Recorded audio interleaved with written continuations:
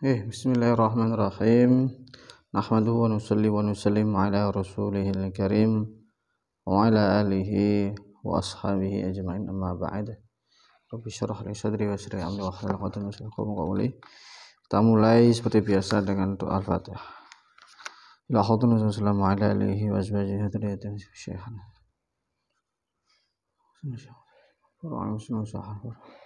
Al-Fatihah. Wadana syana rijim syalari Ija qara'am sallallahu alaihi wasallam haradul ladina an'amta alaihim ghairil maghdubi alaihim waladdallin, amin.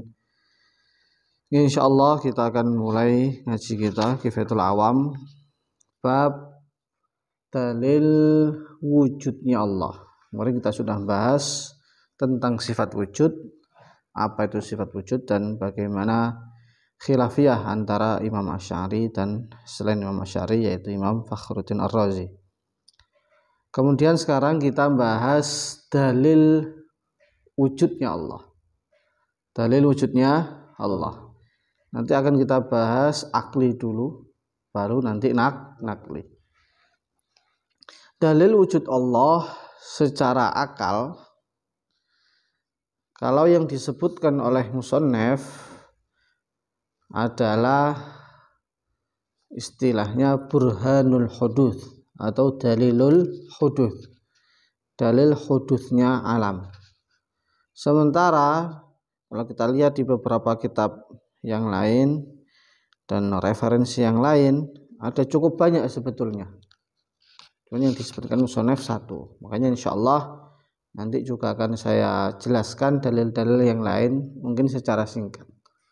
Setidaknya nanti ada 5 dalil tambahan selain yang disebutkan oleh musannaf. Ini cuma untuk tambahan referensi aja. Karena sebetulnya satu dalil ini sudah sangat cukup untuk membuktikan bahwa Allah Subhanahu wa taala ini wujud. Dan kalau ada yang tanya kenapa kok wujud Allah dibuktikan secara akal? Karena memang kalau standar kita atau patokan wujud itu hanya dengan his, hanya dengan panca indera, apa yang kita lihat, apa yang kita rasa, itu sangat membatasi sekali perkara wujud. Karena di dunia ini, di alam semesta ini banyak perkara-perkara yang tidak tampak oleh mata tapi wujud. Banyak virus yang terakhir ini, virus corona itu kan kalau secara kasat mata nggak kelihatan, tetapi kita yakin itu wujud. Apalagi yang kaitannya dengan perasaan cinta, umpama cinta itu wujud apa enggak? Orang semua pasti bilang wujud. Mana tampak? Apa bisa dilihat? Enggak bisa. Makanya ada banyak hal maujudat yang tidak bisa diterka oleh sekedar his. Makanya kita mempelajari bagaimana wujud Allah berdasarkan dengan akal. Nggih. Wa dalilu utawi dalil ala wujudihi ta'ala, atas wujudnya Allah Ta'ala, iku hudutsul alami, hudusnya alam. Ai maksudnya wujuduhu, wujudnya alam, ba'da adamin, selepas tidak ada, setelah ketiadaan. Wal alamu, sedangkan alam ajramun adalah berupa jirem, berupa benda, berupa zat. Kadzawati, seperti zat, wa a'radun, dan berupa a'rad, sifat atau aksiden. Kal harakati wasukuni wal alwan, seperti gerakan, diam, dan warna. Jadi begini, nanti baru kita baca ibaratnya setelahnya. Ini paling enak pakai papan tulis. Oke. Jadi apa dalil wujudnya Allah? Maka di sini istilah mutakallimin namanya burhanul huduts. Dalil wujudnya Allah yaitu hudutsul alam. Alam semesta ini adalah baru. Artinya baru adalah ada dari ketiadaan, ada awalnya. Lah namanya perkara yang hadis, yang ada awalnya, mesti ada yang menciptakan, ada yang membikin baru, ada yang menciptakan. maka alam ada yang menciptakan. Nah, nanti kita uji. Berarti kan nanti kalau kita pakai kerangka silogisme, orang sekarang mengatakan ada nanti kerangka pertama atau muqaddimah sughra, premis minor. Tadi yang pertama al-alam hadits. Kemudian muqaddimah kubra atau premis mayor, wa kullu hadits la budda min muhdits. Terus natijahnya, konklusinya, hasilnya al-alam la budda min muhdits. Itu slide global begitu. Jadi yang perlu kita ketahui adalah alam itu hadis. Alam itu hadis. Bahwa alam itu baru, ada awalnya. Kemudian setiap yang baru, setiap yang awal, ada awalnya, mesti ada yang menciptakan. Maka alam mesti ada yang menciptakan, yang dinamakan Allah. Nah, oke, sekarang premis pertama ini atau premis minor, muqaddimah sughra, kita uji. Apakah benar alam itu hadis? Apa bukti dari hudutsul alam? Apa bukti pernyataan Anda bahwa alam semesta itu hadis? Nah, maka para ulama mengatakan, karena kalau kita renungi secara musyahadah, secara kasat mata itu, apa yang kita lihat di alam semesta, apa yang ada di alam semesta, mesti tidak lepas dari dua perkara. Terus pokoknya renungono, mesti gak lepas songko dua aspek ini. Yang pertama jirem, zat atau jauhar istilahnya. Kemudian yang kedua arat. Apa itu jauhar? Jauhar itu aspek inti. Nah, kalau arat itu sifat atau sesuatu yang mengikuti jauhar, atau katakanlah aspek sampingan atau tambahan. Contoh, yang kecil-kecil aja dulu. Apa? Papan. Penghapus. Penghapus ini juga gak lepas dari dua perkara itu. Yang pertama jauhar, inti dari penghapus ini. Apa itu jauhar? Ya penghapus ini. Benda ini namanya jauhar. Kemudian benda ini pasti nanti ada keterangan tambahannya, ada aspek sampingannya. Lah itu namanya arat atau aksiden. Nanti aksiden itu kalau dikumpulkan ada 9. Di antaranya bentuk benda ini, bentuk penghapus. Terus ukurannya, panjangnya, lebarnya, dalamnya, kemudian warnanya, kemudian gerak diamnya, kemudian dia bertempat di mana, ini bertempat di ruangan ini, dan waktunya, kan mesti gak bisa lepas dengan waktu. Lain namanya aksiden. Nanti kapan-kapan kita bahas di mukhalafah lil hawadits. Ada 9 aksiden, 9 arat, yang kalau ditambah dengan jauhar jadinya 10. Sehingga ada istilah namanya makulat asyar, 10 kategori. Satu jauhar 9 arat. Oke lah, lepas dari itu semua, sing penting jenenge alam semesta, contoh kecilnya, salah satu bagian dari alam semesta yaitu penghapus ini. Gak bisa lepas dari namanya jauhar dan arat. Semua nanti meja juga gitu. Nanti ada jauharnya, ada intinya yaitu meja. Kemudian ada aspek tambahannya, ada aratnya, itu bentuk meja ini, berat meja ini, kemudian ini sedang gerak atau diam. Itu gak akan bisa lepas dari namanya jauhar. Dia akan selalu menempel, selalu menetap pada jauhar. Lah, alam semesta yang luas itu begitu itu. Mesti ada aspek jauharnya, ada aspek aratnya. Dan arat itu berubah-ubah. Arat itu berubah-ubah. Contohnya nggak usah jauh-jauh. Penghapus ini, lihat. Penghapus ini kan kalau nggak gerak diam. Ya, kalau nggak gerak diam. Nah, setiap yang berubah-ubah berarti itu hadis. Berarti itu hadis, perkara yang baru. Coba ketika dia gerak, tidak diam, berarti apa? Gerak sedang tidak ada. Yang ada diam. Lah, ketika dia diam, berarti geraknya enggak ada. Ketika gerak, diamnya enggak ada. Nah, maka dipastikan bahwa arid itu berubah-ubah dan itu hadits. Dan arid itu selalu menempel pada jauhar. Wa kullu ma lazamal hadits fahuwa hadits. Karena jauhar itu selalu ditempeli oleh perkara hadits yaitu arid, maka jauhar pun juga hadits. Lah alam semesta begitu itu.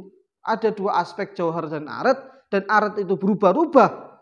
Buktinya apa? Ya memang kasat mata secara mata begitu itu. Orang yang mengingkari kalau arid itu enggak berubah, jangan orang diutak, orang meripat. Jadi secara kasat mata memang berubah. Ada gerak, ada diam dan lain sebagainya. Sehingga kita pastikan bahwa arid itu berubah dan arid selalu menetapi jauhar. Maka jauhar pun juga hadits. Lianna kullama lazamal hadits fahuwa la hadits. Setiap perkara yang menetapi hadits berarti hadits. Mafhum nggih? Sehingga alam semesta kita pastikan hadits. Oke, satu selesai. Jadi kita sudah uji bahwa alam itu betul-betul hadits. Kemudian premis mayornya, yang kedua, muqaddimah kubronya. Betulkah setiap yang hadis itu perlu muhdits, perlu pencipta? Maka jawabannya iya. Kenapa? Karena kalau perkara hadis itu berarti perkara yang tarafahu mustawa tarafahu istilahnya. Jadi wujud dan tidak wujudnya itu setara. Di perkara yang hadis, kita bayangkan alam semesta, kan tadi udah kita pastikan baru, artinya ada awalnya. Berarti ada waktu itu alam semesta tidak ada. Lah ketika tidak ada, itu kan ada dan tidak adanya, itu kan setara. Nisbatul wujud wa nisbatul adam. Kemungkinan dia ada dan gak ada itu setara. Ibaratnya kayak timbangan begini.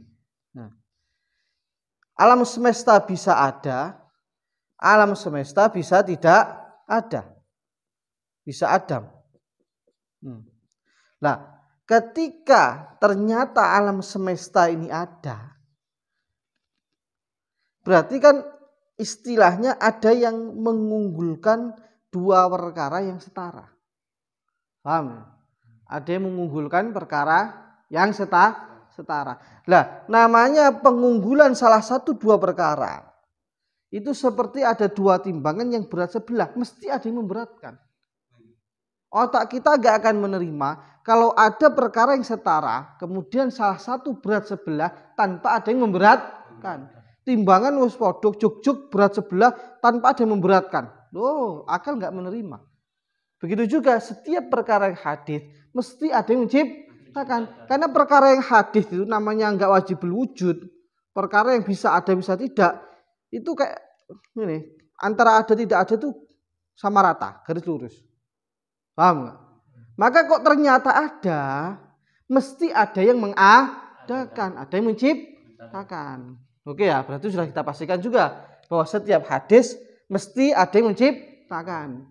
Nah, karena tarajjuhul istiwa'ain itu muhal. Tarajjuhu al-amrain al-mustawiyain muhal. Jadi menangnya atau unggulnya atau beratnya salah satu yang setara tanpa ada yang memenangkan, tanpa ada penyebab, itu perkara yang muhal. Maka oke.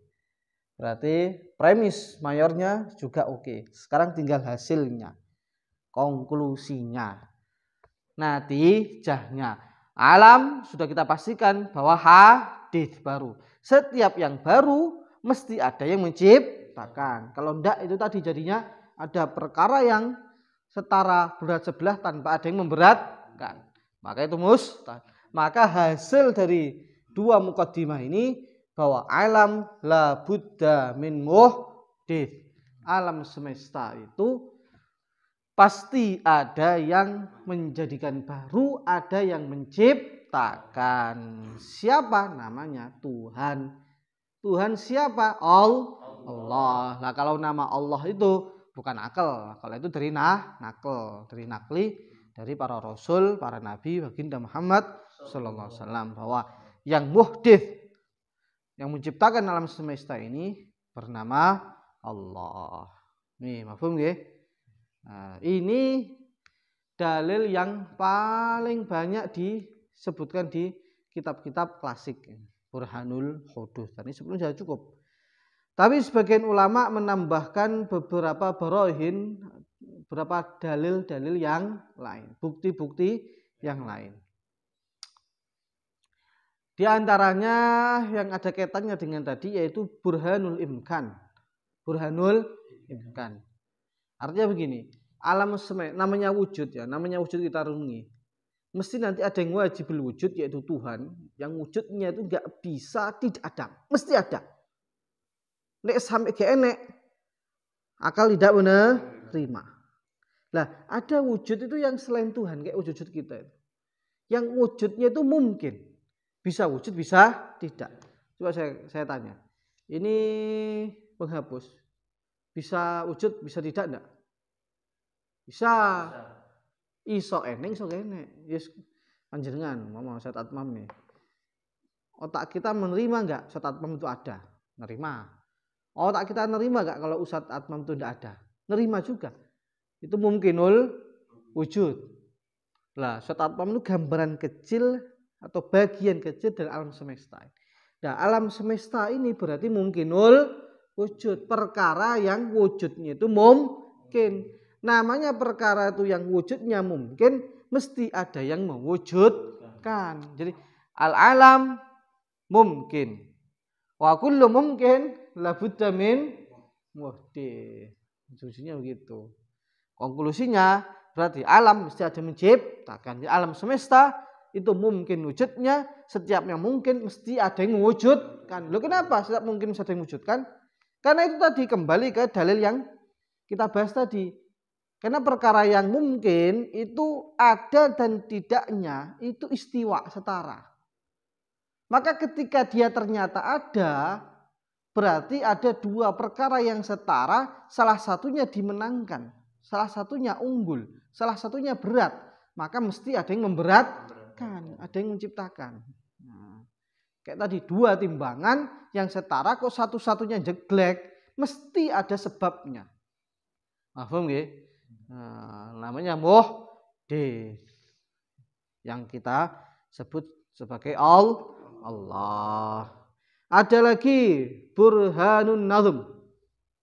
Burhanun Nazm ini malah lebih mudah sebetulnya ini. Apa itu? Kita hapus ya. Jadi argumen atau dalil keteraturan. Yaitu alam semesta sebagaimana yang kita lihat secara kasat mata aja. Alam semesta itu rapi. Rapi enggak alam semesta itu? Rapi banget. Munazzam sekali alam semesta ini. Sampai ukuran-ukurannya itu bahkan ada yang mengatakan andaikan matahari itu bergeser 1 senti saja, alam semesta itu hancur. Jadi artinya memang pemasangan atau peletakan matahari itu pas banget. Itu juga gunung-gunung, lautan, kabeh kuwi memang pas. Lah, berarti kita yakini bahwa alam itu apa? Munazzam. Amal itu rapi sekali, teratur. Alam semesta itu teratur. Wa kulluhu munazzamin labudda min munazzim, berarti labudda min nazim. Jadi setiap yang rapi mesti ada yang merapikan, mesti ada yang mengatur. Nggak mungkin mama kita lihat di rumah kosong, kita masuk rumah, ternyata di situ ada kursi rapi terjajar 3, terus gelasnya ada 3, kemudian ada lampunya, kemudian apa? Ada isi-isinya, terus wah, ini rumah ini kayaknya ada dengan sendirinya ini. Ini ngerapi jalan-jalan sendiri ini. Ini tahu-tahu rapi, nggak mungkin. Mesti otak kita langsung mesti ada yang merapikan. Mesti ada yang merapikan.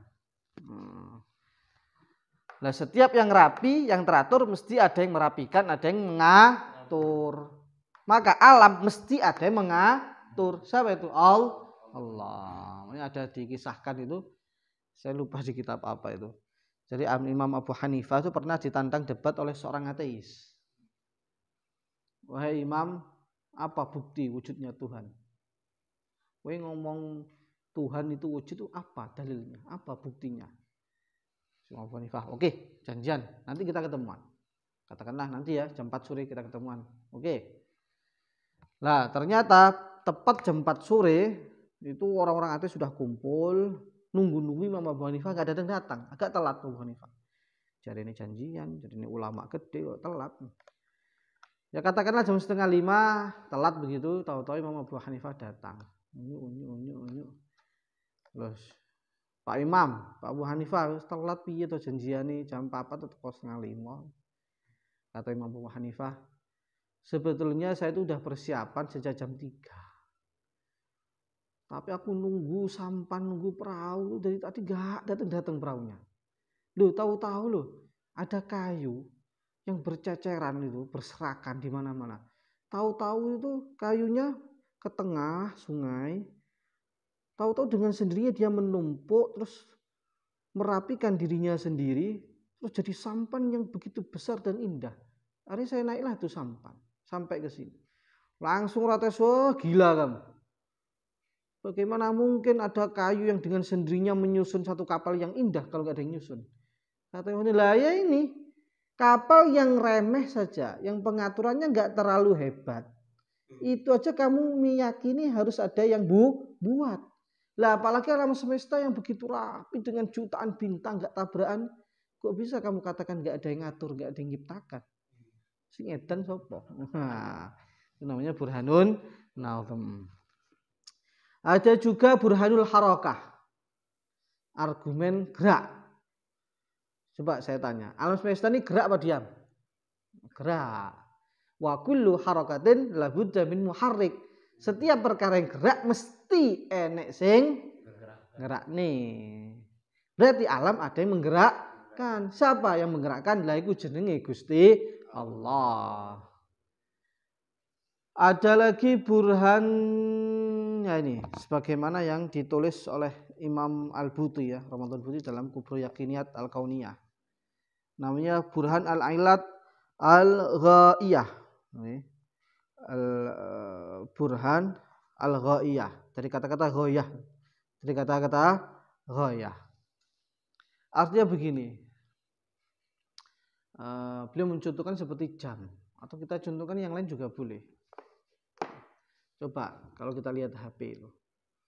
HP itu kan ruwap itu. Ini kan sebetulnya kan material yang berbeda-beda. Di sini ada kaca, terus ada layar maksudnya, terus ada kamera, ada mesin, ada memori, ada baterai dan sebagainya. Susunan yang rapi seperti ini itu kan mesti ada tujuan. Kalau kita melihat perkara rapi itu kan mesti terbentuk, ini mesti disusun dengan ada tujuan tertentu. Paham nggih? Kalau Imam Al-Buti beliau mencontohkan, kalau kamu lihat perkara yang tersusun dari besi, kemudian dari wadah bulat begitu itu, nyusun dari satu benda ke benda yang lain, dari partikel ke partikel yang lain, kemudian ternyata di situ ada gerakan-gerakan jarumnya, terus kita lihat, oh ternyata itu jam. Mesti ini ada fungsinya ini. Oh iya, fungsinya mengakuratkan waktu, mengatur waktu. Berarti ini juga ada tujuannya. Kalau ada tujuannya, mesti ada yang buat. Perkara kalau ada mengisyaratkan ada tujuan di balik perkara itu menunjukkan ada yang buat. Lah itu namanya burhanul ghaiyah. Apa burhanul ghaiyah itu? Jadi alam semesta mengisyaratkan adanya tujuan di baliknya. Jadi mukadimah sughrohnya, premisnya, alam semesta menunjukkan atau mengisyaratkan adanya tujuan di baliknya. Iya enggak? Masa alam semesta yang rapi begini enggak ada tujuannya? Mesti ada walaupun kita enggak tahu apa tujuan utamanya. Itu rahasia Allah. Nah, setiap sesuatu yang menunjukkan atau mengisyaratkan, memberikan isyarat ada tujuan di balik itu, pasti ada yang buat. Kayak tadi jam tangan yang ruwapi, yang rumit, mesti ada tujuannya itu. Apa tujuannya? Mengatur waktu. Lah, alam semesta ini, saya ulangi, alam semesta ada isyarat nggak? Ada tujuan? Ada, rapinya kayak gini kok. Lalu kita mau makan, ada makanan. Kita mau minum, ada air. Kita mau nafas, ada oksigen. Ya nggak? Kita mau nikah, ada ceweknya. Renungi saja. Pin gini mesti naik. Pin ini kan satu isyarah besar bagi orang yang berpikir. Mesti ada tujuan di baliknya. Ya nggak? Berarti alam semesta mengisyaratkan ada tujuan. Dan setiap perkara yang ada isyarat tujuan berarti ada penciptanya. Maka alam semesta ada penciptanya. Itu namanya burhanul ghaiyah. Tetapi ini bukan berarti Allah itu menciptakan sesuatu ada target tertentu, ada tujuan tertentu kayak manusia gali sumur untuk nyari air. Ya enggak. Karena itu ya menunjukkan kelemahan Allah. Masa Allah punya target. Itu kan menunjukkan lemah. Nah, makanya ini bukan berarti begitu itu. Bukan berarti begitu itu. Cuman yang kita lihat di depan mata kita itu memang ada isyarat, ada hikmah di baliknya. Nah, setiap ada sesuatu yang mengandung hikmah, pasti ada yang menciptakan. Atau bisa juga burhanut tasalsul. Yang terakhir ini.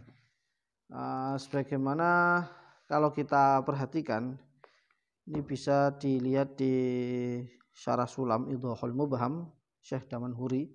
Beliau mengatakan, laulam yakun subhanahu wa ta'ala wajibal wujud lakana jaizahu. Kalau Allah itu bukan wajibul wujud, berarti Allah jaizul wujud. Allah itu bisa wujud, bisa tidak. Kalau Allah bisa wujud, bisa tidak, berarti Allah itu hadir. Ada awalnya. Nah, kalau Allah itu ada awalnya, berarti ada yang menciptakan. Karena kullu hadits la budda min muhdits. Kalau Allah ada yang menciptakan, berarti yang menciptakan Allah juga perlu yang menciptakan. Lah sama-sama Tuhan kok. Sama-sama Tuhan berarti ya sama. Kalau yang pertama Tuhan pertama ada menciptakan, Tuhan kedua ya mestinya ada menciptakan. Yang kedua ada menciptakan, tentunya yang ketiga juga ada menciptakan. Keempat, kelima, keenam, tasalsul enggak ada habisnya dan itu mustahil. Ini ringkasnya walhasil bahwa orang yang otaknya normal pasti akan menyimpulkan bahwa alam semesta itu ada Tuhan. Bahkan orang ateis itu sebetulnya kalau dia mengikuti hati nuraninya pasti akan meyakini bahwa Tuhan itu ada. Cuma hawa nafsu dan hidayah lah yang nggak menghendaki mereka meyakini atau mengakui. Kadang-kadang yakin dengan ngaku itu beda. Ini yakin tapi orang ngakui kalau Tuhan itu ada. Oke, selanjutkan. Jelas nih. Nah, nanti ibaratnya mirip-mirip aja ini. Ini ngulang saja, tapi nggak apa-apa. Wa inna ma kanatan hanyalah ada hudutsul alam, hudusnya alam dalilan sebagai dalil ala wujudillah ta'ala, atas wujudnya Allah Ta'ala, li'annahu karena hudutsul alam la yasihhu ayakuna hadisan binafsihi, nggak mungkin timbul lahir dengan sendirinya. Nggak mungkin sesuatu yang hadis itu hadis dengan sendirinya. Min ghairi mujid, tanpa ada pencipta yujiduhu yang menciptakannya. Li'annahu qabla wujudi, karena sebelum wujudnya, katakanlah sebelum wujudnya alam semesta ini, karena wujuduhu musawiyan adami, wujud dan adamnya itu setara. Falamma wujida, maka ketika wujud wazala adamuhu, dan adamnya itu tidak ada, alimna, maka kita ketahui, kita yakini, anna wujudahu, bahwa wujudnya tarajjaha, mengungguli. Waqad kana hadzal wujudu musawiyan lil adam, dan sungguh wujud ini menyetarai, menyamai Adam. Fala yasihhu, maka tidak sah, ayakuna tarajjah ala adam binafsih, maka enggak mungkin dia mengungguli perkara yang enggak ketiadaannya dengan sendirinya. Ya kayak tadi ada satu timbangan yang berat sebelah tanpa ada yang bikin berat. Itu mustahil. Fata'ayana mangka bagi jadi pasti annalahu murajjihan ghairahu. Pasti ada perkara yang memberatkan selain perkara tadi. Wa huwa alladzi aujadahu, perkara ghair tadi adalah yang mewujudkannya. Li'anna tarajjuha ahadil amraini mutasawiyaini min ghairi murajjih muhal. Karena unggulnya atau beratnya salah satu dari dua perkara yang sama rata tanpa ada sebab, tanpa ada murajjih, tanpa ada yang membikin berat, membikin unggul, muhalun adalah muhal. Masalan perumpamannya Zaidun qabla wujudi yajuzu ayyujada fi kadza wa yajuzu ayyabqa an adami fa wujuduhu musawin adamihi. Contohnya Zaid sebelum dia wujud. Coba kita renungi. Bisa saja dia wujud katakanlah tahun 2000. Bisa saja tahun 2000 itu enggak wujud. Ini perkara yang mungkin. Maka fawujudu musawin adamihi, wujud dan tidaknya itu sama rata. Falamma wujida, ketika betul-betul wujud tahun 2000, wazala adamuhu, dan adamnya tidak ada, hilang, fi zaman alladzi wujida fihi, di zaman yang dia diwujudkan tahun 2000 katakan. Alimna, maka kita ketahui anna wujuda wa wujudnya bimujidin adalah sebab yang mewujudkan, la min nafsihi, bukan wujud dengan sendirinya. Fahasilul dalil, mongko rangkumane dalil, hasile dalil, ringkesane dalil, antakul ento ngucap sapa sira al-alamu min ajramin a'radin, alam semesta ini terdiri atau mesti berupa ajram, jirem, apa tadi, jauhar atau substansi, wa a'radin, dan sifat yang menyertai jirem atau aksiden, hadithin yang baru, ay mujadin, maksudnya baru diwujudkan, ba'da anawin, selepas ketiadaan, wa kullu hadithin, ini premis mayornya, wa kullu hadithin, setiap yang hadith, la budda lahu min muhdithin, mesti ada yang menciptakan. Fayung tajung mongko dihasilkan dari natijae, konklusinya, anal alam la budda lahu min muhdithin, alam mesti ada yang menciptakan. Wahada alladhi yustafadu bidalil aqli, inilah yang diambil dari dalil aqli. Wa amma kaunul muhdits, adapun adanya sang pencipta, yusamma bidadzil jalalatis syarif, dinamakan Allah Subhanahu wa taala, wa biqiyatul asma, dan nama-nama lainnya, Al-Karim, Ar-Rahman. Fa huwa mustafadun minal anbiya, adalah diambil dari para nabi, maksudnya akli, alaihim afdhalus salatu wassalam. Fatanabbah lihadhil mas'alah, maka perhatikanlah masalah ini.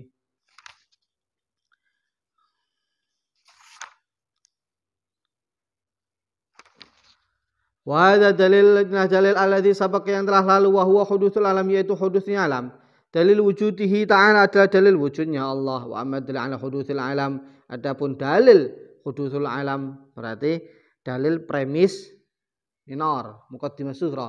Fa'lam, ketahuilah anal alam, bahwasanya alam ajramun aradun adalah berupa jirem dan arad, substansi dan aksiden.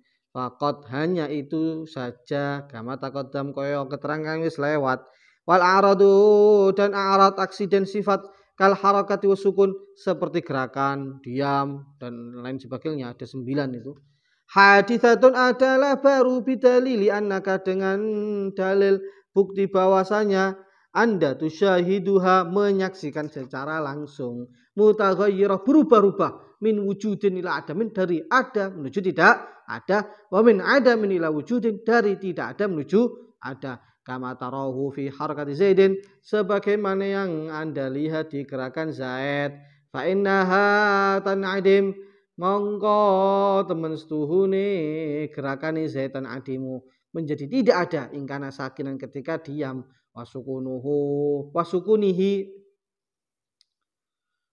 lan kaya menengi zat yang adim ora eneng, ingkana mutaharikan, ketika gerak, fasukunul ladzi ba'da harakati, maka diamnya selepas gerakannya zat, wujud pada angkana ma'duman, selepas dia tidak ada, bil harakati, klan harakat, warhadil ladzi ba'da harakatuhul ladzi ba'da sukunihi, gerakan selepas dia diam, wujudat adalah muncul atau wujud pada angker ma'duman bisukunihi setelah pas tidak ada dengan sebab diamnya si Zaid.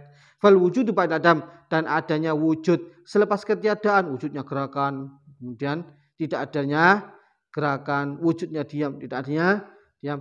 Yang semacam ini huwal huduth, inilah yang namanya huduth, kebaharuan atau ada setelah didahului ketiadaan. Fa'alim tak, maka dari sini Anda semestinya meyakini anal arada haditsatun, bahwa aksiden sifat adalah hadits, wal ajrama sedangkan jauhar mulazimah lil arad, menetapi arad. Namanya jauhar itu mesti menetapi arad, benda itu mesti gerak, kalau enggak diam. Benda mesti ada ukurannya, mesti ada beratnya dan lain sebagainya. Li'annaha karonsuni